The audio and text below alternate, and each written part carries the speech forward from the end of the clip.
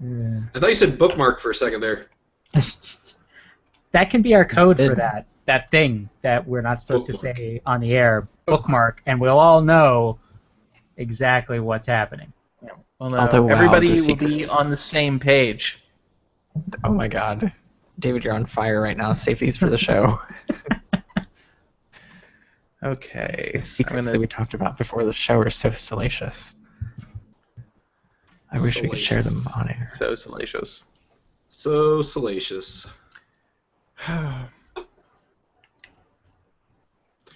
We are late, and it's my fault. Meh. I was kind of late, too. Yeah. Well, we were talking about all those secret things, so... So many secret things. If I had gotten there sooner, we could have talked about secret things earlier. Yeah. Well, you probably were. Never mind. Who am I kidding? You didn't wait for me. We talked about the really secret things before you got there, and then less secret when you were here, and then now not secret. Now nothing is a secret. Sorry to our 8 live listeners or whatever we have right now. Okay. Yeah, sorry to all of you. We're a little behind. I just look at the spreadsheet here and make sure that we have stories that are worth talking about. Okay. F the AT&T story. USB IF. Do we? It doesn't. I don't think we want to talk about that. Is anybody connected to the chat? I'm trying right now. I'm connected, but nobody's chatting. I'm trying to connect, but it won't work. Yeah, I'm just getting errors. I'm going to try to connect, and it's probably not going to work. I just keep it's actually it's erroring out a lot faster than it usually does. Yeah. I'm glad that we're all at different stages. Okay, Scuttlefield is chatting now, so we're good. It's also, working. The embed in the post is not fucking working anymore, and I don't know why. I think it's because it failed to load it originally, and now it wants it to be re-embedded. That's cursed. Do that, yeah. WordPress. Did Artem ever see our tweets about how a new version of WordPress is available? Did we upgrade to WordPress 4.6? No, we're still supposed to notify our site administrators. Somebody email Artem again. Desperately. I'm trying desperately. We need those WordPress 4.6 features, but I don't think there are any. But we need them. It comes with a whole myriad of new bugs, which you definitely want. Okay, let me see if that fixed the embed. Yes. No, it didn't fix it. It just ruined. All right, fuck you, WordPress. All right, other than that, we're ready to go. Other than WordPress being awful, we're good to go. Oh, good. The entire basis of the website for which we all work is terrible, so we're good to go. WordPress is 90% good and 10% like hate-inducing bad. And you know what's unfortunate is like it is still by far the best platform. Oh yeah. Like the next step down is like 50-50 hate and okay. Yeah, WordPress is getting to the point where there's some legacy kludge in there now, and it's starting to get problematic. I used to work for a site that was based on Drupal, and it was the worst thing I've ever seen. I still have. Drupal just sounds sad in the sound of its name. It was. So. It was sad. All right, I'm going to stop recording because I've now spent 3 minutes not saying anything important. So, do we have a sponsor? We do. I'm going to do a sponsor roll now. Are we socialed and stickied? We are. We're good to go. All right. This week's Android Police podcast is brought to you by Linode. Check them out at linode.com/AndroidPolice to get a free $20 Linode service credit. Welcome to the Android Police Podcast, your weekly audio source for all things Android. It is Thursday, August 18th, 2016. I'm your host, Matthew Smith. I'm David Ruddick. I'm Liam Spradlin. I'm Ryan Whitwam. And we've got a lot of really cool stuff on the show this week. So we're going to kick it off right away with Nexus, Marlin, Sailfish. We had image leak this week. Barely this week. It was early in the week. And then also certification from the FCC. So things are picking up steam. Certification on the FCC means that it's probably not more than 2 months away anyways, right? So maybe, probably. Let's be clear, and it's not definite. Probably less than 2 months away. So there's that going for us. So, And if not picking up Steam, they're at least steaming up Pick. they're steaming up Pick. Should we talk about bezels? No. No, we should not talk about bezels. No, I don't need any aneurysms today. So I mean, this phone has them. There are bezels. there are bezels, and they're significant. Other than that, I mean, they are there. I mean, like They are not like significant. they're top and bottom bezels, which like I don't really care about as long as the phone isn't huge. It's not really a big deal. It's the side to side. Things I care about. This does not rank. yeah, but some people really care about it, so I don't Something I know. was like- I'm so done even caring about this anymore. Yeah, It's so true. insane. But yeah, so we have pictures of Sailfish up, and as you can see, and as Ron did with a little perspective image shifting, you can see that it's probable that Sailfish is based on the basic shape of the HTC 189. So the idea being that it shares a basic front panel design. That's really it, though. Although, I don't even know if I'm actually prepared to believe that. Yeah. Because I feel like the photo that we posted has a not insignificant angle. Yeah. See, the image that Ron made, he had to warp them. I don't know if we can like find the GIF or whatever, but like you had to warp them to overlay them, and there are all sorts of ways that your own expectations can affect the way you fit those two images together. Because Yes. you're taking a head-on photo and warping it over something that has a perspective, but they're both 2D surfaces. So I don't know. I would not be surprised if they really are basically identical. It's possible that Sailfish might have the display shifted vertically slightly in one direction or the other versus the At 189. what point does it become like a new ship? You know, like Yeah, no, it's definitely this is definitely that guy's ship situation. What's the name of the guy, guys? I don't know. It's just that guy and his ship where you replace the boards, and then eventually it's either the same ship or not. I don't know. We'll just call it Schrodinger's ship. Okay. He probably has a Oh ship. boy, I'm gonna get bugged about this now. I must know. God damn it! I'm supposed to know these kinds of things. Anyway. All right, well, while you're looking that up, we should mention that the images are definitely pretty solid evidence that the whole glass back rumors that were floating around a couple days ago based on those images that weren't very great that leaked out pretty much debunked with this image. So there's high likelihood that the top part is glass. I think we probably know that, but the bottom part is very clearly not. So I don't know. It kind of looks like those. It kind of looks like those sketches we had on the It's website. Theseus ship. Okay. Theseus. Good- I feel so good much for you. better now. Yeah, but I mean, so it's kind of like the Nexus 6P's glass Cyclops eye, except it's expanded vertically to cover like a big chunk of the map. It has Cyclops eye cancer. I thought it was Cylon eye cancer. Well, I guess that too. But see, when I see the Nexus 6P, I think Cyclops from X-Men. Hmm. You know, Fair based on what else we've seen, I think the design is perfectly fine. I think people, especially once you see it in the silver, and if they come out with the blue, which I really hope blue seems to be very in vogue this year for some reason. with Yeah, phones. man, Blue is that so blue Note 7 looks pretty And I have nice. the Honor 8 here in a blue color that looks awful on the camera, but in real life actually looks very nice too. It's a nice navy blue, but that has a very metallic sheen to it. It's The only quite thing is- lovely.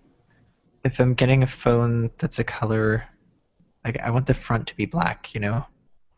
I don't really care about that personally too much, but yeah, the front of if they do release the electric blue one, the front's going to be white. I'm just waiting for them to announce that they do have an electric blue one, but it's a Best Buy exclusive. Oh my my god.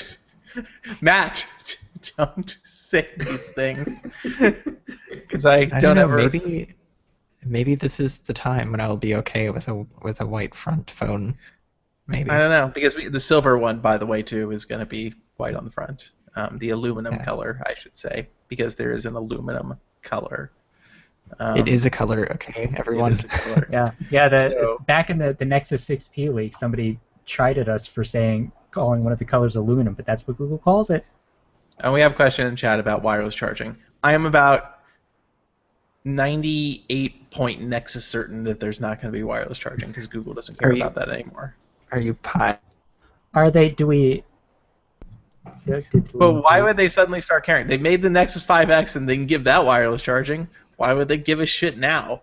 there's no reason anymore. I don't. Do we think. know anything about what sort of wired charging it's going to be? Is it going to be another slightly unusual charging standard like the? Well, no, because hopefully, so we haven't posted about this on the site, and I don't know if we ever are going to. The situation with the Nexus chargers, it's very arcane. But the idea is that the current Nexus 6P and LG Nexus 5X chargers, those are designed by Huawei and LG respectively, and they subcontracted out the construction, and they're apparently not perfectly to spec, which is surprising that Benson Leung isn't ripping all over the chargers his own company sells. But, whatever. Anyway, it turns out that Google itself had designed the dual-port USB-C charger, which you can buy in the Google Store, and that is perfectly within all its specifications and does everything right, whereas the LG and Huawei chargers do not necessarily do everything right. There are many different suppliers, so it's hard to know if all of them are designed inappropriately or built inappropriately. But long story short, if Google is not putting the Huawei, or excuse me, the HTC name on these phones, I would hope, maybe, that Google actually bothered to design the charger this time around and did not leave that to HTC. I mean, I would kind of prefer that they were just quick charge, because then at least I wouldn't have to have slightly different versions of the same thing to fast charge phones. Oh, it's definitely not going to be quick charge. I know, but in my fantasy world, I would like that to be the case, because like right now by my desk I have a quick charge 3.0 charger, I have a Nexus charger, and I have a dash charger for the OnePlus 3, because they don't do the same thing. Yeah, but I'm sure it'll be the same 3 volts, 5 amps. I don't see Google moving away from that. It's a good fast charging speed. It's not the fastest, but it's also not at all slow. So I would not be surprised if that's exactly what they do. Anyway, was there something else we were talking about? Oh. FCC. FCC certification indicates that the phone's hardware is done. That's really it. They list some software stuff in the FCC certs, but that's mostly for reference, I think. If the radio firmware isn't changing at this point in any way that would alter the output characteristics of the device, they can test whenever. They could release the phone next week. They could release it next month. It sounded like you put emphasis on next week for some reason to me. I don't know. Huh. We have no reason to believe they'll be released next week, by the way. None. No. None at all. You know something, David Ruddock. I know that we don't know something. That's what I know. But do you know that? Sure. Do you know that we know that you know that we don't know anything? I'm not sure. Yeah. I heard the wink in your voice. I know that just out of frame is a sailfish and or marlin on your desk. Both of them, and you're withholding them from the community, David. You have a whole stack, a pyramid, just like those marshmallow statues. Yeah, those marshmallow statues. Ugh. Hey, let's talk about Duo. Okay. Has anybody used it? I have, and it.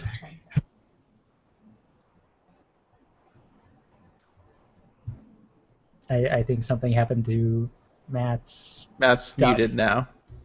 Is he talking to someone else? Yep, totally. Okay. Okay. You can hear yourself. Yeah, there's a little bit of feedback on the mic. That's very interesting. All right, sorry about that. There was some self-inflicted weirdness there just now. Sorry about that. Anyways, there's nothing weirder than hearing yourself, especially out of sync. Yep. That's exactly the conversation that led to what just happened. Anyways, so Duo, I used it actually, and I'm going to say that the video calling experience with Duo is significantly better than it ever was with Hangouts on a phone. I every time I've tried to do like a one-on-one hangout with somebody just from phone to phone, the signals have dropped out. There's just been all kinds of issues with it. Go figure. But Duo actually works really, really well. The whole phone number contacting seems to work pretty well. I don't know. I like it. It's real easy. It's real basic. It just works. It's fine. I don't know. Yeah, I haven't used it. Has anybody else used it? I don't like video chat, so... Yeah, I find video chat kind of weird and uncomfortable. I mean, that's kind of what we're doing now, but it's different. This is work. I'm forced to be here. I used it. The ringtone is really cute. It's great. It's Liam, the did you interface, just like- refer to Android 7.0 Nougat as Neapolitan? I absolutely Neapolitan? did, and I will continue referring to it as Neapolitan forever. But Crimes yeah. against the crown. Duo is cool. Yeah, I don't see myself using it that often just because I don't use video chat very much, but it's cool. And if you leave the app, then it pauses your video, and on the other person's screen, you like fade out into grayscale. It's really creepy. Does the knock knock thing work well? Is that a thing that you enjoy? Yeah, I mean it was cool. It's weird because like you're not used to that when you're calling somebody, but whatever. Yeah. When you get a call and you actually open it up and it shows the person like moving around like before you even answer it, that's just weird. It is. It's weird. But it's kind of cool. I mean, it is, but it also just kind of gives you like this dirty voyeur feel. I don't know. It's weird. Like I wonder. I mean, I know that it tells you that that's going to happen when you initiate the call, but I don't know. It just feels like they don't know that I'm watching them. It's weird. But it does put on your screen like your video's live. So yeah, it does. It tells them. It tells them, but I don't know. I just saw a really terrible joke. I'm not going to say it. Oh no. Okay, never mind. When is the quick way terribleness to that the we're stopping people iTunes adult-only list? But yeah, The show's not suitable for the young or sensitive anyway, as we know. it really isn't. But I am still personally a little bit weirded out that Duo was made into a separate app. It seems to suggest to me that Google is so uncertain about both Allo and Duo and their role post Hangouts that they don't want to risk one bringing down the other, essentially. Yeah. They might just be overcompensating for everything that went wrong with Hangouts, where they just crammed so many things into it that it became this ungainly monster. So they're trying to like separate everything, and they're going to be like, this app just does this thing. Yeah. So that way it'll always just Yeah. Hangouts is a refrigerator with 4 years of leftovers in it. Like it is. They learned a lot from Hangouts about. I think they learned that the Hangouts team does not need to be doing any more chat apps. Is what they learned. Yeah. But apparently, it's also. Go ahead. Sorry, go. So apparently, Duo is going to have like just voice chat though. Like that's going to be a thing that it does. Which to me is weird because that kind of goes against like Yeah. the whole selling point of the app. But anyway, I think that they also have learned a lot about like making promises about apps and then shipping those apps. Because Hangouts was like, it's going to do A, B, C, X, Y, Z feature, and then, You know how I'm feeling? That maybe Google made some promises about certain apps that are yet to be released, and that perhaps those promises might not quite live up to reality. However, I do feel like they have taken a lot longer this time to like get it right, and they didn't give away so many details at I/O that it was like that we were going to get something that's totally the opposite of what we were expecting. That's how I feel about it. I would say that the total opposite. It's not the total opposite, but yeah. Google Allo is apparently the #1 app on the Play Store right now. So Duo. What? Oh, Duo. I was like, what? By pre-registering? Where did this happen? Yes, pre-registering has moved it up to number 1. Oh, here's a good question. Will there be some kind of link between Allo and Duo? And at launch, I sincerely doubt there will be any link whatsoever. The link will be your phone number that you use for both of them. That's about it. And only your phone number, so it doesn't I work don't on think the apps or will your refer to each other. Yeah. So maybe one day there will be a button you can press in Duo that says, "This video call is terrible. Do you want to do a not video call?"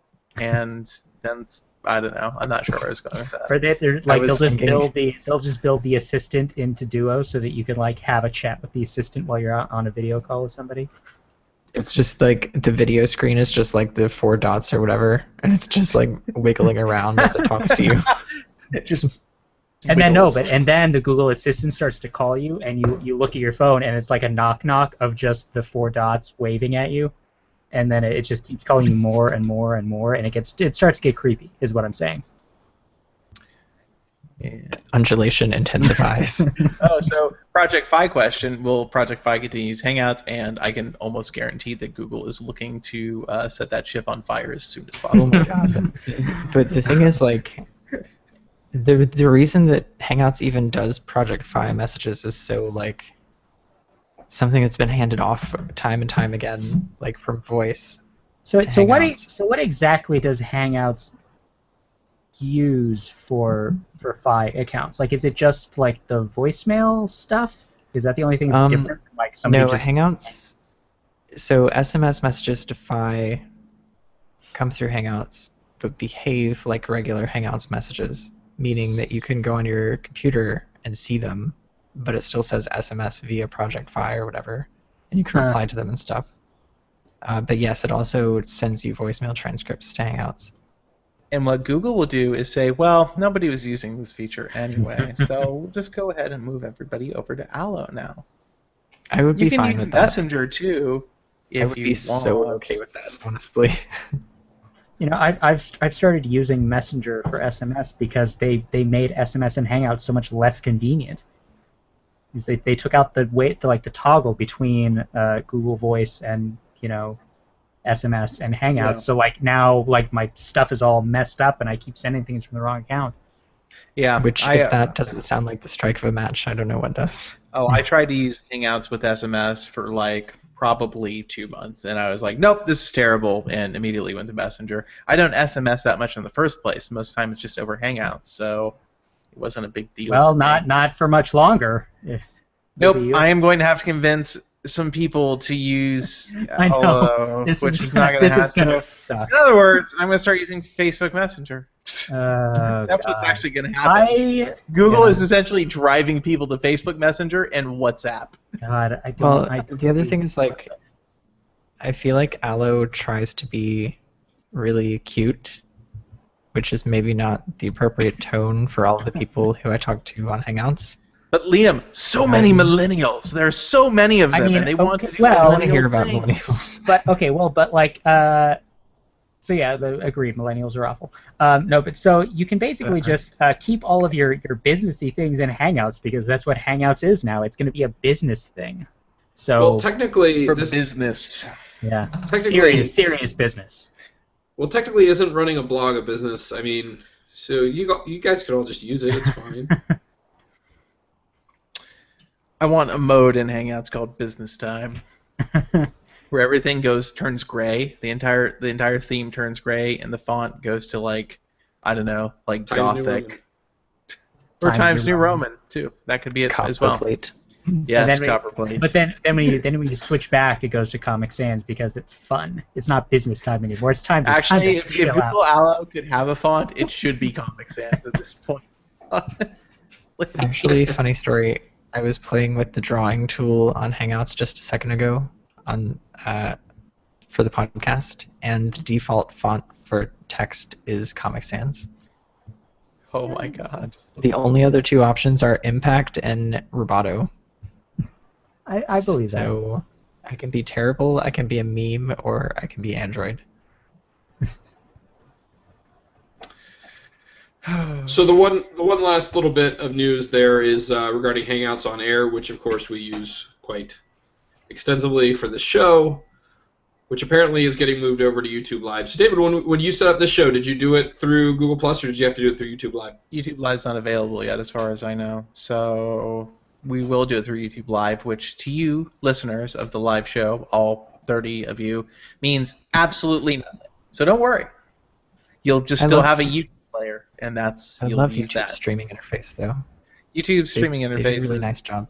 They do.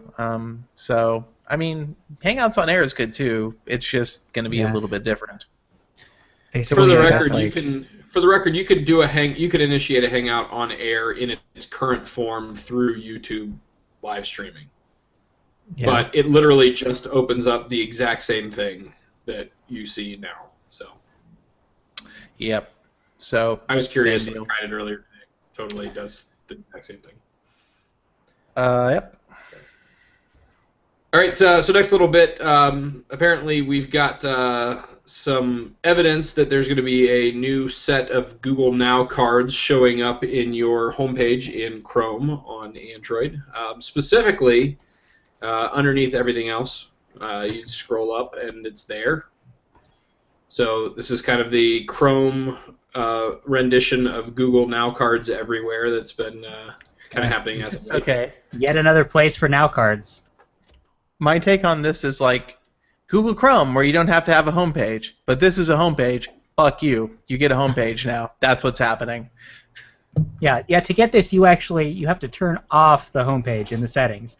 But this is still like, what else do you call this? Google calls it a new tab page, but like, come on, whatever. It's a page of possibilities, Ryan. But so this is live right now in Chrome Dev. It's not the default for everybody. It was for me when I booted it up yesterday. If not, there's a flag you can toggle to turn it on. So what you get basically is you still have your block of frequently used sites, and then below that you have a section of recent bookmarks, and below that you have news stories that are powered by Google Now. So that's the thing. It's happening. I don't want news stories, like, at all. But Liam, you can maximize your click to content latency by having them directly in the browser. There's no part of me that wants any part of that. I can't wait for them to bring this to desktop Google Chrome. The news and weather got the idea. I think that was the top comment in the on that article. Somebody like, I wish this was in desktop Chrome. I was being mostly sarcastic, but I know, you know, just what I need. Really More don't want load it. in Google Chrome. Thanks. Google Chrome on my desktop at this point is such that I have to restart it about 5 times a day because it just gets slow. 5 times a day. Yeah, That it is just slows down. unusual. I can leave it. I can leave it running all day. It's usually fine. I probably could uninstall it and reinstall it and see if it fixes itself. But I clear all of my cache, and I don't clear my cookies though because I like the remembering of things. But Make a cookie. yeah, I don't know what to do at this point. It's like a serious problem. I have to restart it constantly. I don't know. Do you have like a rogue extension or something? Because I keep mine open for like months, and it doesn't slow down. I should probably. Yeah, I mean, I had that. I had a bad extension a while back that was causing just like random freezing on pages every couple. You know what? I minutes. bet I have all cast receiver enabled, so it's Couch's app. So I bet it's destroying everything. Oh. He Now, hasn't listened to David. the podcast yet. I'm gonna tell him I trashed his app on the podcast, and then I'll listen. Is this your sneaky way of getting more listeners? That's a great way to get one more listener. one more temporary listener. Every listener counts. I've disabled all, but you know what I did have active that might have been was a CSS error reporting application, which I don't remember why I had that, but I did. So yeah, maybe that was it. Also, the Google Hangouts extension. The Google Hangouts extension is awful, and everybody who created it should be fired. That's my complaint about the Google Hangouts extension. I hate it. Do you feel better? It's true. It's terrible. I feel better. Actually, I used the one where it puts the Hangouts messages like on Not the one that's like its own floating window, but the one where they pop up at the bottom of your screen, and it was a nightmare. Yeah, that's the Just because extension. that's It's terrible. it forces you to confront your Hangouts messages all the time. Yeah, I use the floating bubbles. wait, are those available on Windows? Mm-hmm. Via Yeah. what? Via I think it's the Chrome thing, or The it's Chrome really app or simple. the extension? I think it's the app. Ultraviolet, remember? The Chrome app. Oh, okay. Chrome apps, because those are still a thing. No, I don't. Hmm. This is uncertain and new. Okay, I guess this is better. Maybe the Hangouts extension was causing me all these problems. I hate the Hangouts extension, seriously. Like, I have violent feelings about the Hangouts extension. Because it causes all sorts of like window focusing issues and graphics glitches, and like the Windows taskbar and the Chrome and the Hangouts extension like fight like a cat and a really stupid little dog. The stupid little dog is the taskbar, because of course it is. Yeah, I've had a lot of issues with that extension now that we've gone off on this extensive tangent. Yeah. So, let's talk about Fuchsia. Fuchsia. So Fuchsia apparently is an operating system that Google is working on. Designed, I guess, a little bit more from the ground up, not using a Linux kernel, to be a more lightweight operating system that you could put on anything you really want. So perhaps wearables, perhaps smart light bulbs. I don't know. What are you going to put this on? I don't know. I think the idea is anything. Yeah, I guess. More like nothing, because it's just kind of a project that's happening, and maybe something will happen with the project, and maybe nothing will happen with the project, and yeah, that's kind of it. I feel like people have kind of like run wild with the implications of an open source project.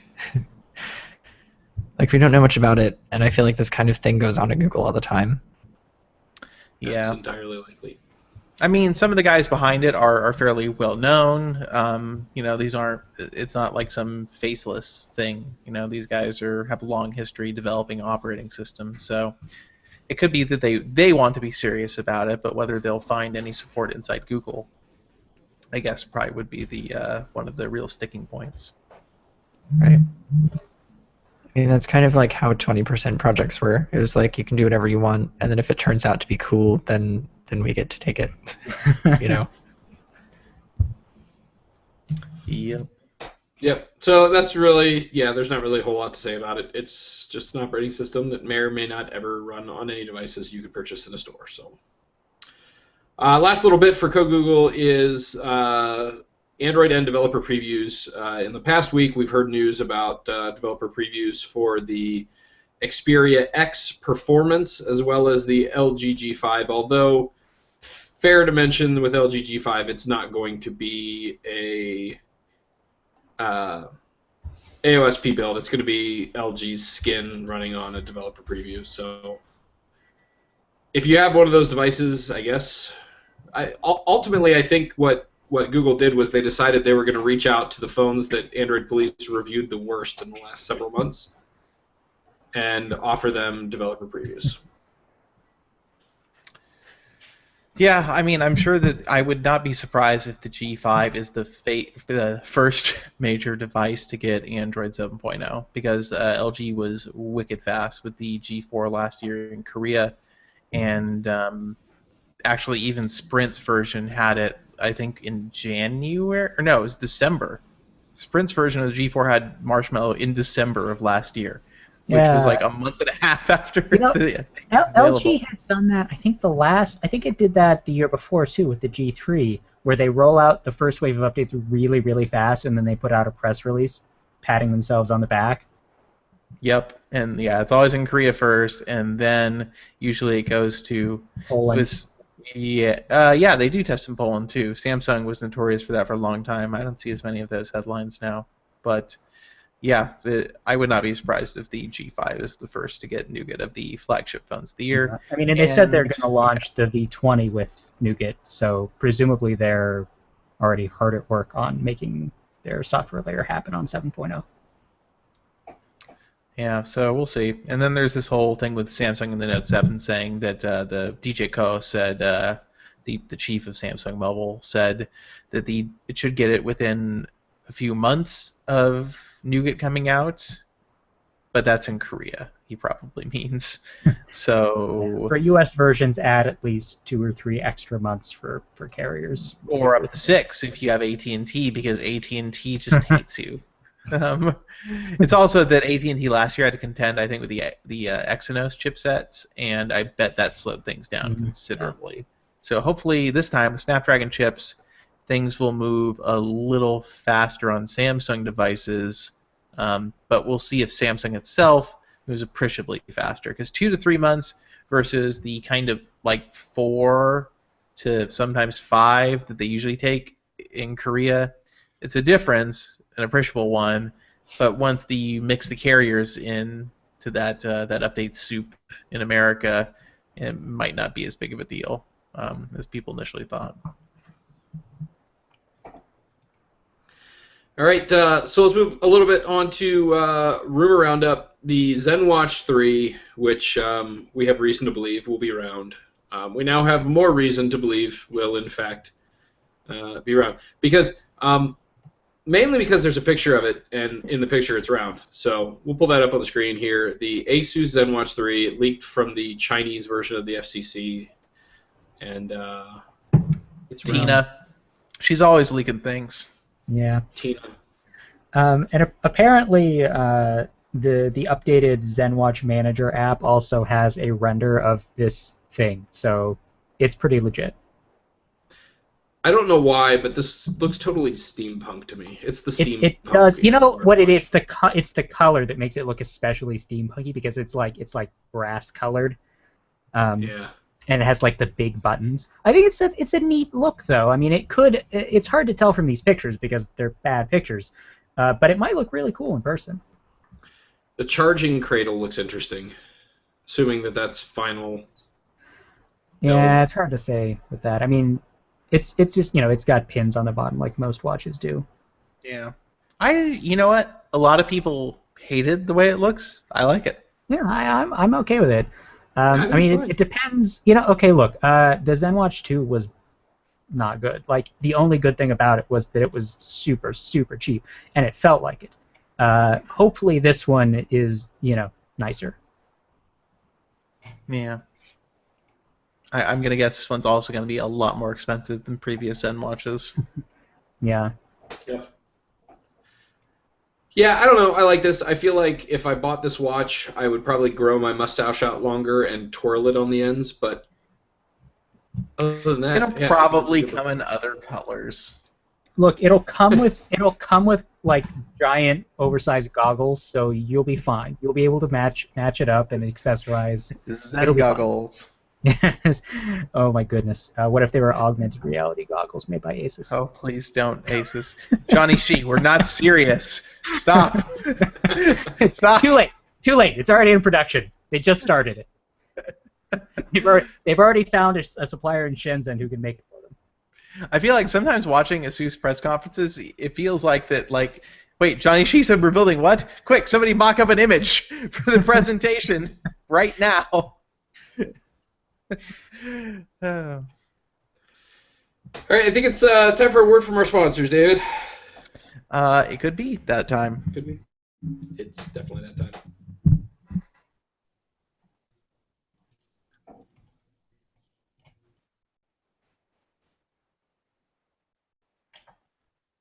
This week's Android Police podcast is brought to you by Linode. Linode has hosted AndroidPolice.com for over 6 years now. Not only are we very happy with their service, we're extremely proud to have them as a sponsor here on the show. And as part of our partnership, you, our listeners, can get a free $20 Linode service credit today just by signing up at linode.com/AndroidPolice. That's L-I, and as in no, O, D as in dog, E.com/AndroidPolice. That is a no strings attached $20 service credit that you can use today to get a server up and running. Now, what do you get for $20? Well, you could get 2 months of service on Linode's base tier, which gets you a server with 2 gigs of RAM, 1 CPU core, 24 gigs of storage, 2 terabytes of transfer capacity, 40 gigs per second communication inside the network, and 125 megabits per second out.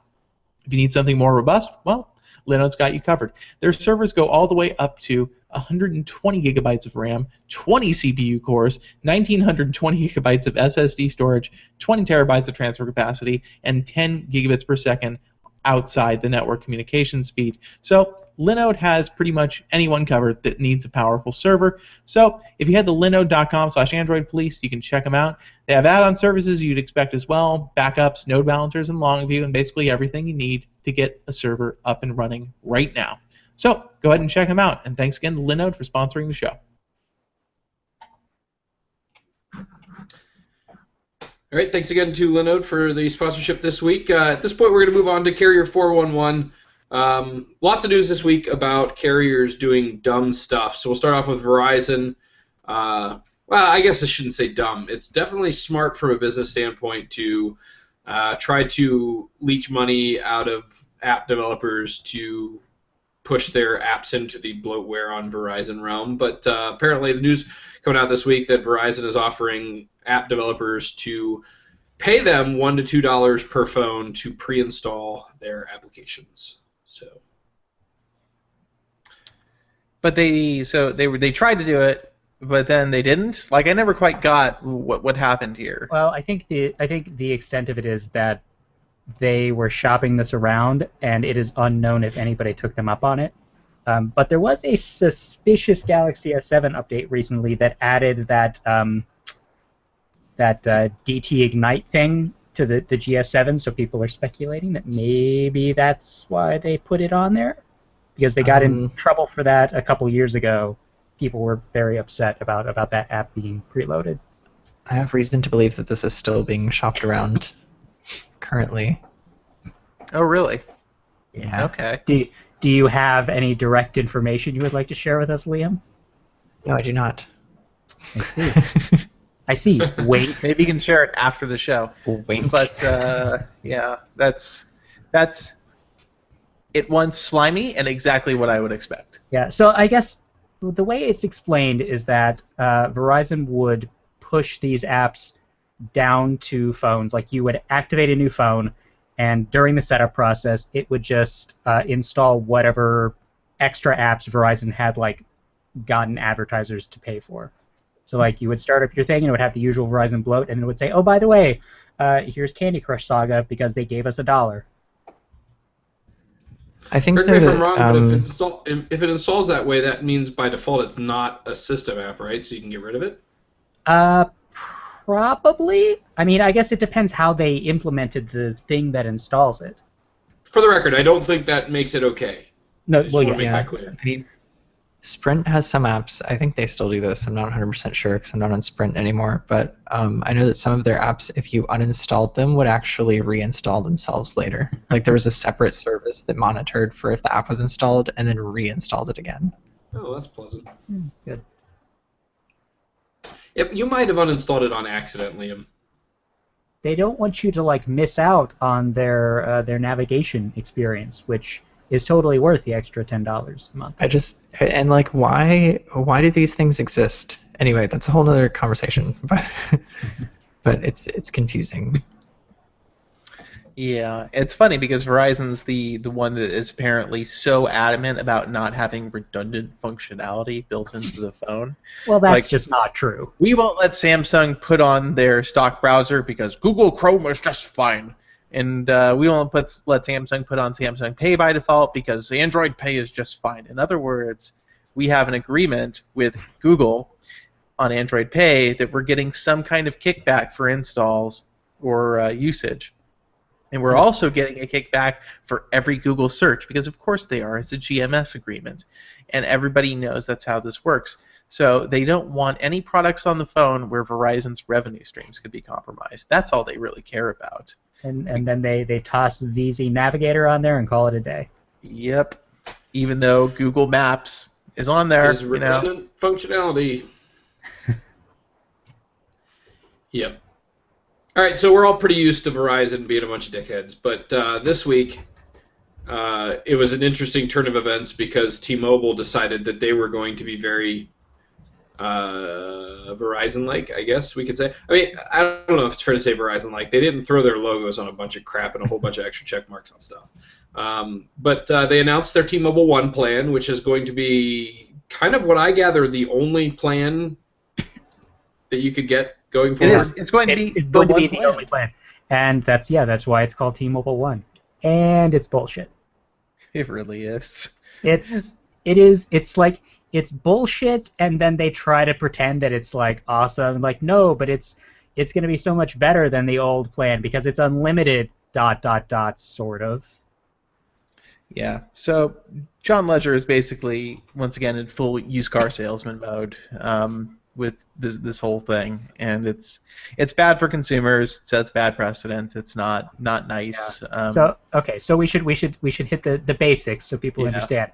So it's unlimited for data that you use on the phone, and also when you have this plan, binge on is activated by default. If you don't want binge on, like if you want HD video, you have to spend $25 per month per line.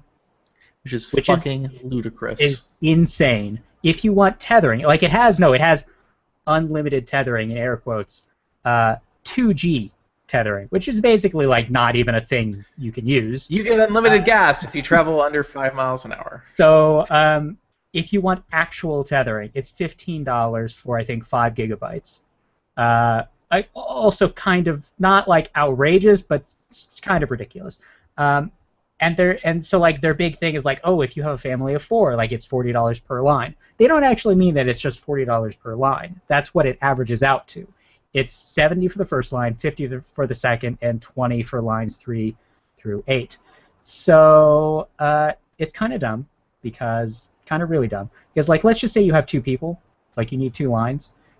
So it's like it would be 120 kind of. But then if you actually want HD video, which come on, like most people would like to actually be able to get higher than 480p video, and you want tethering, like all the stuff that's already in the plans you have now, it would cost $200 for just those 2 lines, which is not a good deal. I'm going to derail us a little bit, and I wonder how they enforce this 2G tethering speed, because there's not one like identifiable you're using tethering protocol that exists. I mean, T-Mobile has gotten very good at detecting it though. Yeah. For a long time, you could spoof the device ID, and it would just assume that you were using a phone. But I don't know exactly how they did it, but they got a lot better at detecting it. And most phones do come with a dedicated tethering app that they put on the phone. So right, I'm sure and that's my has- point. I wonder if you root the phone and put on a third-party tethering app, if those still really exist. I mean, I know that people were doing it for a long time, but like I said, they got better at detecting those. I don't know how they're doing it on their end, but I bet if you used a VPN, perhaps you could get around it. But the thing is, like, they are still going to deprioritize you if you hit whatever, like 20-something gigabytes in a month. Yeah. So like, So here's what I'm secretly hoping. I'm secretly hoping that if you open up a web page in Chrome and then you hit the request desktop site, it actually slows you down to 2G because it thinks you're tethering. That used to be amazing. Yeah, I know people used to get around tether blocks by installing like user agent switchers. Right. Yeah. But so John Laguerre is he's got this whole 7-minute video where he leads off with look how easy and great this is going to be. But it's a 7-minute video of him basically explaining why it's not so great. Yeah. So to lay out why they're doing this, it's easy to say, oh, just T-Mobile hates their customers, which it's more that they just don't really care about you that much. This is going to market very, very well. Yeah. So it'll market well because honestly, I will agree with one single positive point they made. Nobody likes looking at multiple phone plans. It sucks. It's intentionally confusing to an extent that is annoying. And this is not intentionally confusing in any way, shape, or form. It's intentionally confusing in totally new and exciting ways. But T-Mobile is really innovating on the confusion front. So what they're doing here is T-Mobile is actually... So T-Mobile got so much crap from Verizon and Sprint especially. You're taking all these subprime customers with bad credit who have, like bill collection notices and who nobody else will take, and that's how you're farming all these new subscriptions and offering all these crazy deals to switch people over to the network. And you know what their end goal really is? So they build up a subscriber base, and from that point, they start changing the plans and the features such that people who can afford to stay on postpaid will pay more, especially if you're a single subscriber. Single subscribers, essentially get screwed the most in this new deal, because previously you could have a single subscriber plan on postpaid T-Mobile that was as low as $50 a month. Now you're paying at bare minimum $70 a month for that line, and that's what it's about. Taking all the people who walked in the store and said, I want the cheapest plan, or I want the one that's like second cheapest because that has tethering. The lowest T-Mobile Simple Advantage, whatever fuck plan, doesn't have tethering right now, I don't think. It has 2 gigabytes of data. But the next one up has 6 gigabytes, including tethering, the ability to switch binge on off, which you want, data stash rollover, and all the good stuff that you would probably want from your data plan. But it's $65 a month. This new one is $70. Extra $5 a month on every new subscriber who wants the cheapest T-Mobile plan, the second cheapest one that offers tethering at least. So it's just about raising the average revenue per account. That's all they're trying to do. Slowly, they're boiling the frog. It's just very slowly getting to that point where they become a very expensive carrier, and it's working. And all the people who can't afford these plans, they're pushing down to prepaid, because while they get less revenue, there's less risk for prepaid.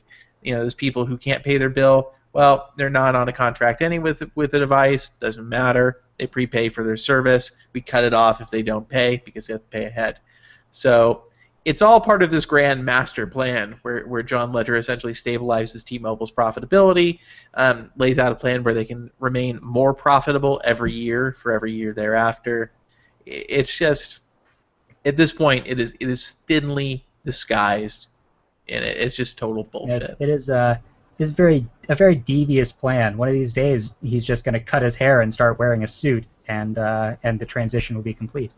I mean, and the thing is that they've built up such a legacy of positive sentiment from other Un-carrier events that now I feel like they're almost free to pull stuff like this, and totally nobody will see it.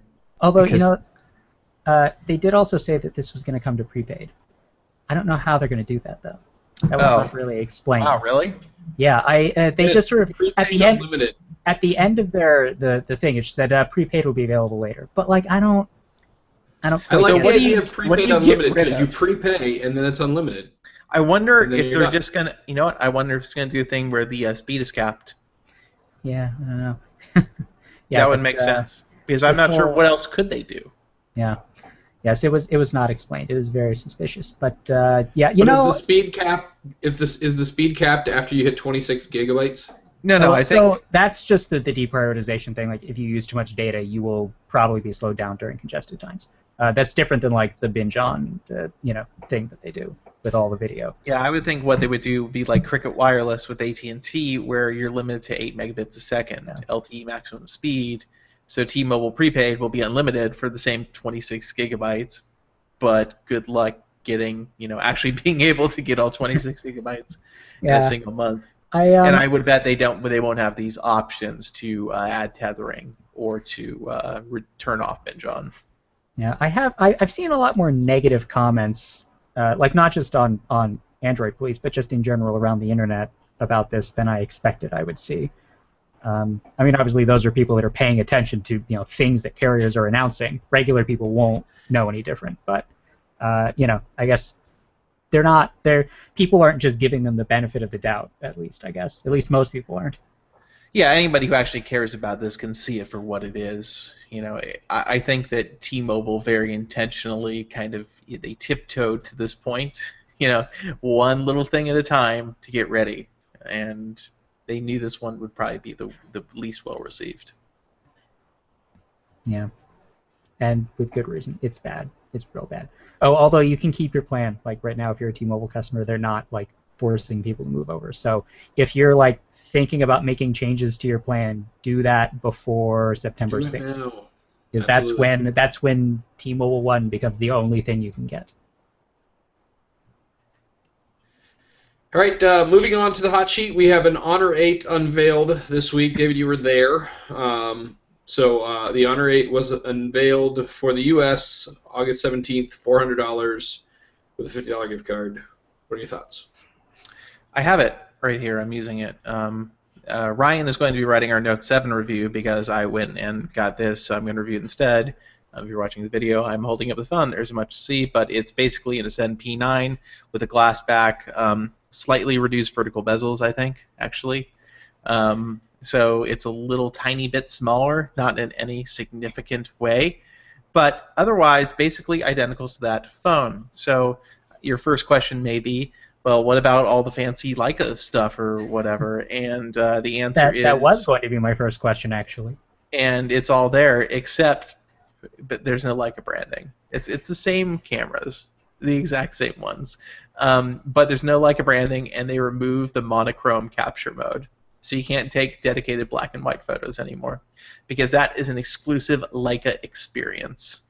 So... Well, yeah. Unfortunately, there's no third-party apps that you can get to convert a color photo to black and white. Well, So. the idea is that, so of the two camera sensors, one is monochrome only. You would have to be able to access that sensor specifically and capture the photo from it, which I'm guessing that Honor has cleverly made very hard to do. So there's that. But is it even worth it? Well, if you think about it this way. Well, no, because a black and white only sensor does capture more detail because it's looking grayscale only. Sure. It does. So we're still talking about a phone. I don't know. I just don't think... I don't know how much it matters. I just know that mathematically it should.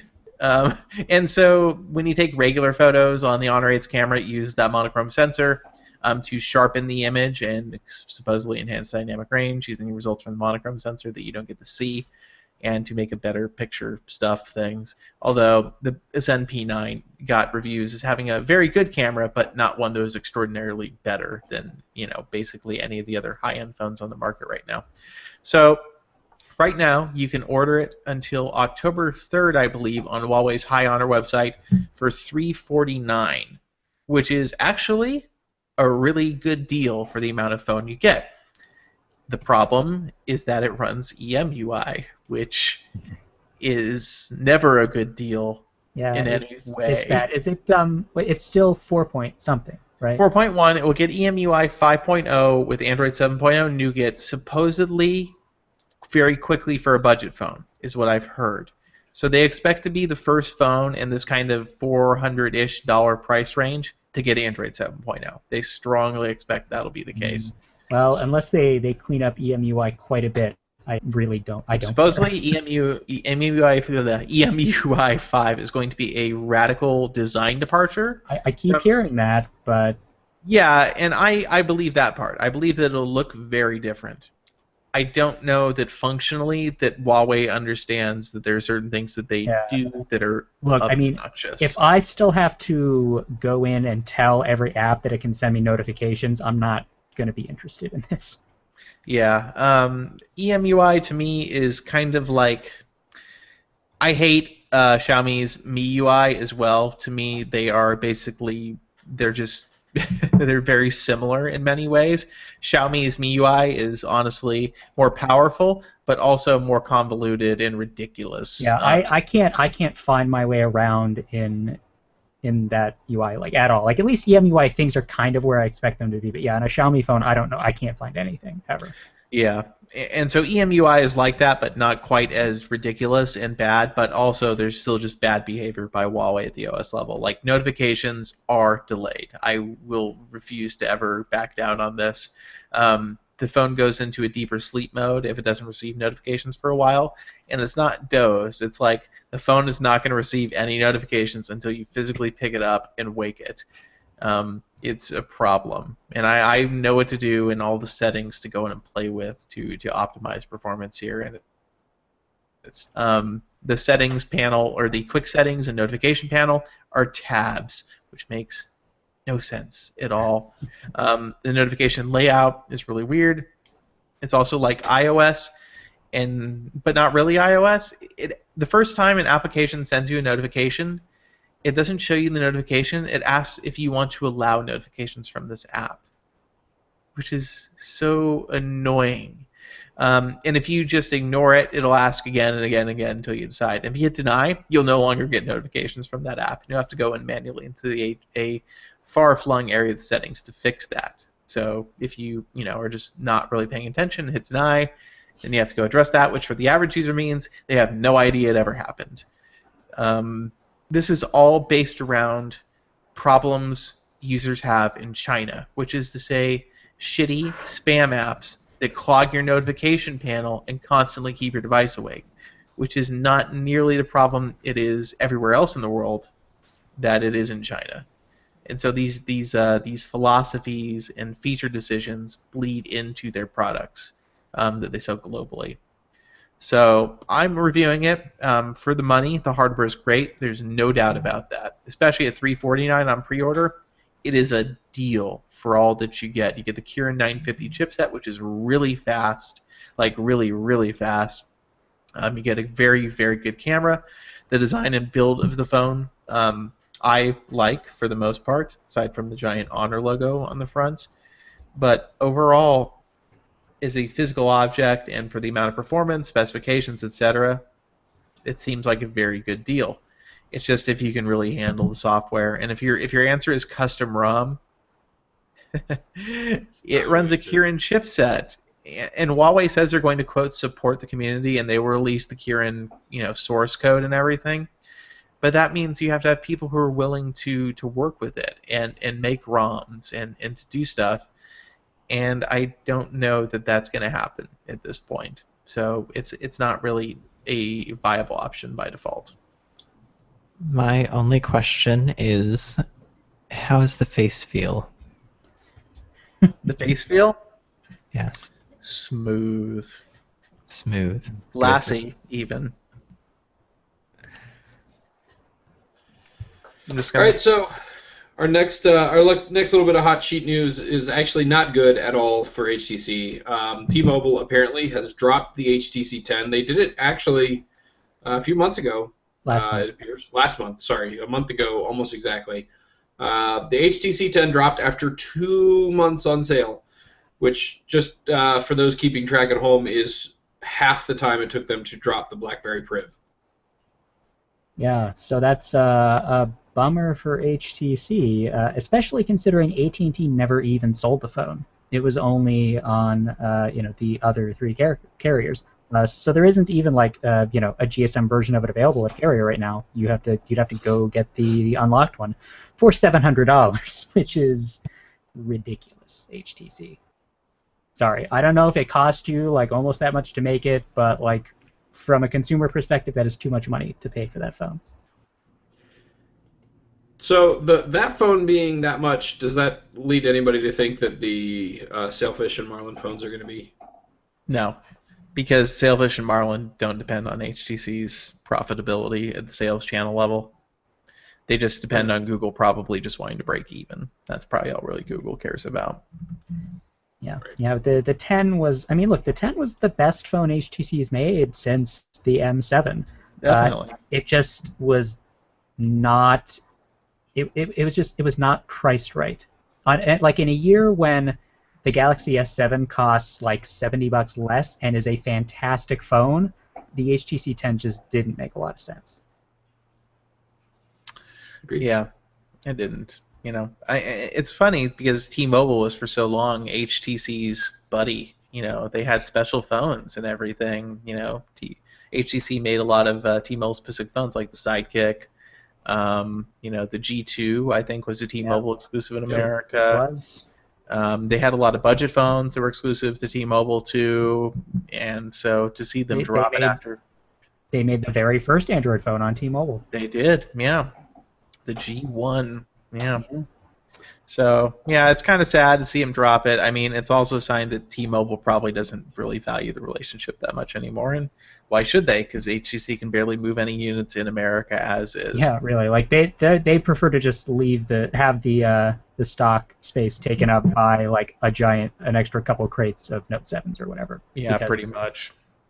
People will buy those. They will not necessarily buy the HTC 10. Yeah, T-Mobile is very much. It sounds like they don't order many of them in the first place because they know it's not going to do well. So, and they couldn't sell all the ones they had, even obviously, because there are still some in retail stores, even though there are no new shipments coming in. Yeah, I mean, if HTC can't find a way to price their phones more aggressively, I mean, and maybe it's just not possible, with their supply chain the way it is right now. But if they can't figure out a way to do that, I don't see how they survive, because you just can't sell a phone more expensive than the current gen Galaxy phone. Yep. All right, moving on, product reviews. Speaking of current generation Galaxy phones, the Note 7. David, you've been using it for a little bit of time. We don't want to steal too much of Ryan's wind here if he's writing the review for it, Right. but I also have the phone, so we can discuss. tag team product review. Yeah. I mean, to me, it's like it's an S7 Edge, but with a pen, and the design is a little better, and the battery life seems to be just as good, and that's pretty much it. Screen's bigger.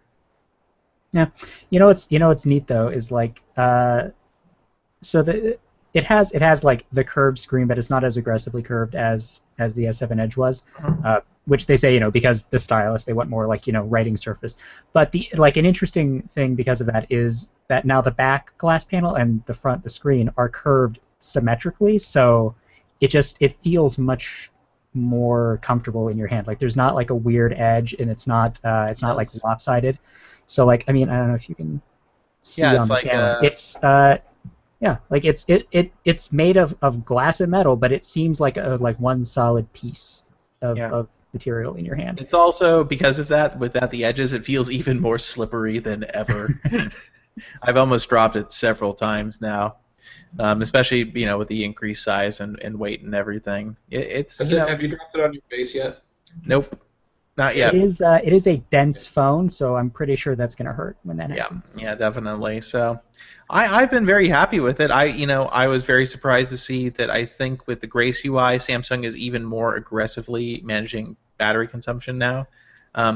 So it's powered. There's some cleaner stuff in there, powered by Cheetah Mobile, which is gross. But it's not like that's new. Samsung has had the Smart Manager, whatever thing, for a while. I think what's different now that is making people take notice is that it's the top level menu for device management now. If you want to see the battery, the storage, or your security settings, not security settings, the security monitor for whatever reason. If you want to see any of that stuff, you go into this screen and it's this is Cheetah Mobile. That's what it is. Although you can't see that because my camera sucks. But it's it just pulls up this thing that says, look how good your phone is. It's 94 out of 100. Thanks. That's good. 94 out of 100 for what? Yeah, it doesn't mean anything. And what they basically want you to do is when it gets low, you hit this giant blue optimize button, and your phone will delete all of its cache and clear everything out of RAM and do all that stuff you're just not supposed to do. What good is cache? It's not like you use it to cache stuff or something. I know, right? It's see, big blue optimize button. I can understand clearing your cache after a year of using the same phone, but on a regular basis? Yeah. No, it is and when you go into the individual menus like RAM, it's got a whole separate RAM cleaner button and everything, and that whole menu is just a dumpster fire and sad. I'll be honest, for the most part, I don't like Grace UI. I don't like the changes they've made. I think visually they do this thing now like a Chinese phone where on the default launcher all icons are squircles. And I hate that. You can turn that off at least, but it's. Is there a way to turn that off in the launcher settings? Yes, you can. You have to have it set as the default though. You have to have it set as the default, and then I think I wasn't aware of that because Google Now Launcher is broken, by the way, on this phone at the moment. It is. There is some kind of update that happened either on Google or something maybe on the Note phone, like some Samsung framework thing. I'm not really sure what happened. But I would say one thing I've noticed, Samsung is much more aggressively managing power because what they're doing, they've essentially implemented Greenify kind of functionality as an automatic system function, where if you don't use an app for 2 days, it puts it to sleep. So it won't get any notifications or sync until the next time you open it. Now you can set this to up to 7 days. This might vary in defaultness by carrier. I'm not really sure. It seems like this is like a modification of that Marshmallow, not Doze, but the other thing, the app standby stuff. Yeah, very similar concept. Although Chinese phones again have done this for a while, so it's an idea that's not new, definitely. But I think that given how popular Greenify is, and the idea that this essentially does the same thing, probably be helpful for average users. Granted, for power users, it does feel aggressive and draconian when it's enabled. It's like, I want to use this, but you're telling me it's going to put to sleep, but I still want to get notifications from it. Yeah, It's like aggressive. if it doesn't have maintenance windows like Doze has, then isn't that like potentially really harmful? Yeah, I'm not sure how they're managing it. And obviously, because it's Samsung, it's totally opaque. So there's not really a whole lot to know. In settings, there's the toggle. You can turn that on or off, but like it's buried 3 levels deep. Yeah. It's like it's not easy to find. Yeah. So that's one interesting change. I would also say that if you're expecting this to be like the fastest phone on the market, it's not. It's actually kind of slow compared to like a Moto Z or a OnePlus 3 or probably even an Axon 7. They've tuned it to be like fast enough in the interest of like making the battery life better, I'm sure. Yeah, so it feels like, and what I've noticed, and this is what I noticed with the S7 and S7 Edge last time when I reviewed them, is that they feel exactly as fast as the S6 and S6 Edge on Marshmallow. So I think what Samsung did, they set a performance target for certain things and said, you know what? As long as it performs the same way this year, we'll devote, all the rest basically to power savings, and especially for the Snapdragon 820 version, because the Snapdragon 820 is a thirsty chip. So the Note 7 is not that fast, even with the LPDDR4 RAM and all of the fancy wireless technology Samsung's got in there. It will not feel that fast going around the system. I think when you see the new Nexus phones later this year, you'll be like, it will be very significantly a difference in speed. Whether the Note gets faster on 7.0, I can't really know. But yeah, if you're thinking that this is like the amazing super fast phone that the Notes used to be compared to the standard Galaxy S phones until last year, it's the same story as with the Note 5. Not really any faster and not crazy fast to begin with. And same camera, by the way, same results. But it has an iris scanner now, so it does, and it works. So does that work with your glasses, or do you have to like? No, it works fine. Does it? Oh, that's cool. Yeah, I was gonna make my wife register her irises. She wears glasses to see how well it works, but no, it works fine with glasses actually. Considering your prowess for bad puns, I was really surprised when you talked about the Samsung secure folder, and you indicated that you could unlock the secure folder with the iris unlock. I cannot believe that you did not make the "for your eyes only" joke. I felt like it was right there for you. That feels like something. That feels like a joke that Samsung's marketing department would make. Oh, and by the way, stylus doesn't go in backwards. It doesn't. I tried. And by the way, really important feature that you need to know about: you can use the stylus underwater now. Well, duh, it's a waterproof phone, so why wouldn't you be able to do that? Some people felt this was very important. Yeah. Alrighty then. Yeah, so full review coming probably early-ish next week. All right, good deal. Let's move on to emails. We got a couple of those. We got to wrap this one up because we're running a little bit long. We're going to start off with, I'm assuming that's how you pronounce it, who asks a very simple question: why do I sometimes get these volume controls when casting? I'm actually going to put this screenshot up on for those who are watching. It is impressive. I have no idea where all these volume things come from. I feel a like couple of these will show up all the time if you hit the down arrow thing. Sure. Bluetooth calls, he's probably got something connected that, can do that. I don't know what the finger with the Wi-Fi coming out of it is. It's got to be haptic feedback, right? That's got to be some type of a haptic feedback adjustment. Definitely looks like I thought it was TalkBack. Or audio feedback. Talkback, maybe? Yeah, I don't... Maybe I feel maybe he has that assistant thing installed, that screen reader deal. Yeah, maybe that could be it too. But then there's cast voice access. volume, call volume. Yeah, it seems like the system is bugging out. Yeah, I feel like it's just like, here's all the options. I don't know which one you want. he might just have. He might have something connected that just, like, for whatever reason, triggers all of those. Trigger warning. Now, from his email, it makes it sound like this only happens when he's casting. So I don't know if that matters. If he didn't say what he was casting to, like just a Chromecast or some other thing that has cast built in. I don't know. Has your TV been cursed recently? Have you found any chicken bones scattered around the TV? Has Artem been in your house recently? That's all. That's definitely. To be fair, he is. To be fair, he is casting nonstop light pop, so you gotta take that into account. Nonstop light pop.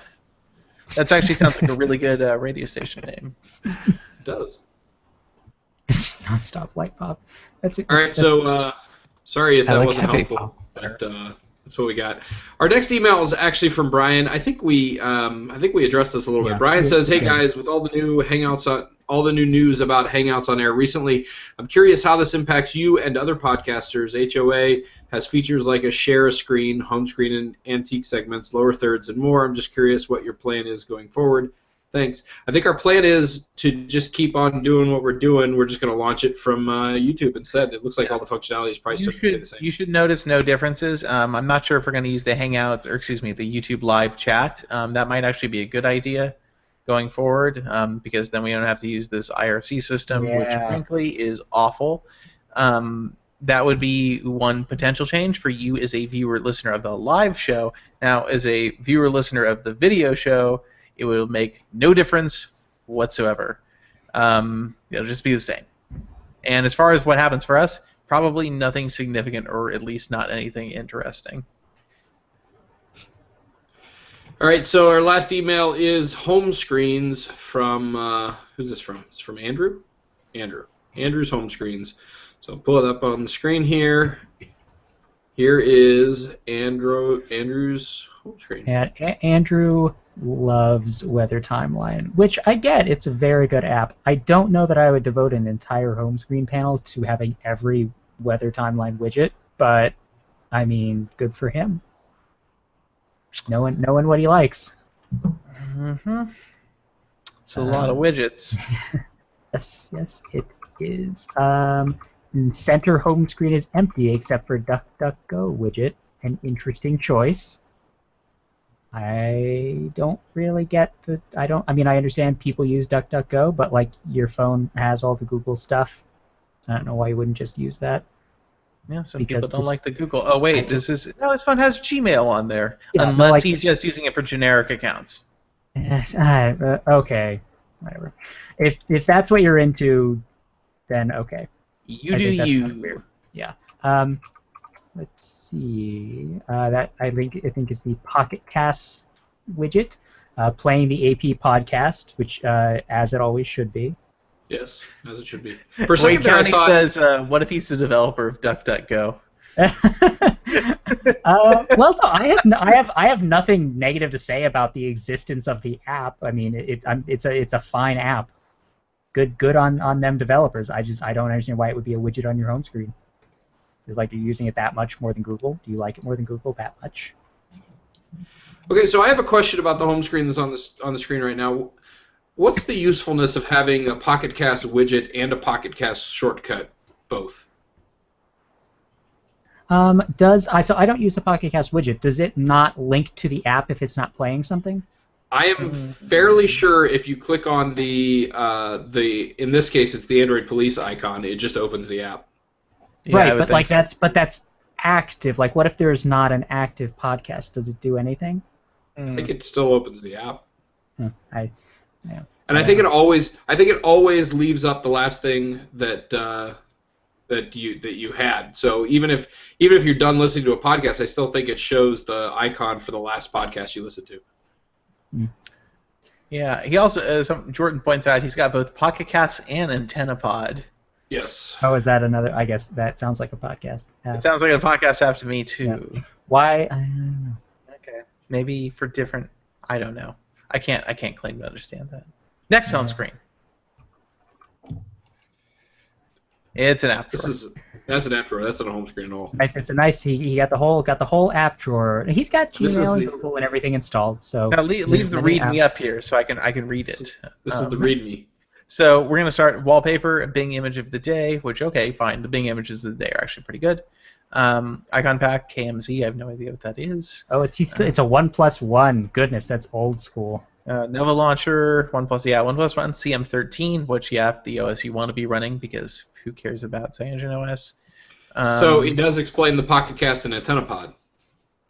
AntennaPod for those whose backlog I go through. Okay, so for junk, basically, which I don't really understand that podcast archiving mentality, but whatever works for you.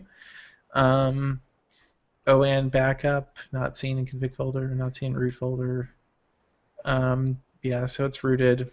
There's themes, KMZ, Material OS, CandyCons, KIP Prime, other acronyms. I don't know what any of those are. Yeah, there's a lot of acronyms here. This guy spends some time on XDA. Yeah. Yeah, so it's a heavily customized 1+1. Although I have to say the launcher looks pretty normal. Yeah, it looks fine. I give this 3 ducks out of 5. I give it 7 launcher shortcuts out of 5. Because I give it the letters O and K out of the word okay when you spell it with AY at the end. I will give it 2 1/4 podcast apps out of 3 5/8. That is a fractionally good score. Fractionally good. All right. So I would just like to point out that I totally get the whole backlogging podcast things. There are many podcasts out there that are not topical or timely. I'm sorry, not topical. That's not the right word. They're topical to the topics that they are topical to, but they're not time sensitive. Humor podcasts and stuff like that. A lot of times, just or historical podcasts. So I get it. It's fine. Yeah, I mean, it makes sense. Like if you listen to a lot of stuff and you don't want those sort of podcasts to get in the way of the things that you want to listen to when they're. Well, I'll give you a great example. Is a podcast that I like a lot. It's called Hardcore History, where the podcast episodes are extremely infrequent and very long. Yes. But they do series, and sometimes it's cool to go back and listen to some of the old series about different things. And if you listen to the podcast, I'm sure you probably understand what I mean by this. But they do series, and they're never going to cover those subject matters ever again. So having it archived, it makes sense. All right, I think that's going to do it for this week's show. If you have any home screens, questions, comments, or concerns, you can email them to us at podcast@androidpolice.com. You can also give us a call at 530-HELLO-AP. That is 530-435-5627. Yes, that phone number still works. You're not using it, but it still works. You can also find us on Twitter at Android Police and on Google Plus and Facebook.